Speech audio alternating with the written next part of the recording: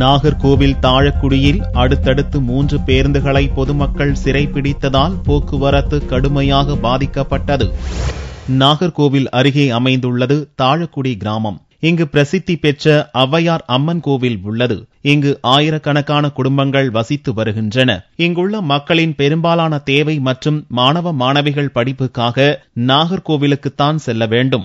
ஆனால் அரசு பேருந்துகள் ஒழுங்காக வராததால் மக்கள் சிரமப்படுகின்றனர். இதைத் தொடர்ந்து இக்கிராமத்துக்கு அடுத்தடுத்து வந்த 3 பேருந்துகளை பொதுமக்கள் சிறைப்பிடித்தனர். தாழக்குடி டு தேரூருக்கு ஒரு பஸ் 4 பஸ் ஓடிக்கிட்டு இருக்கு. இதுல பள்ளி கல்லூரி மாணவர்களால சரியான நேரத்தில் போக வர முடியல.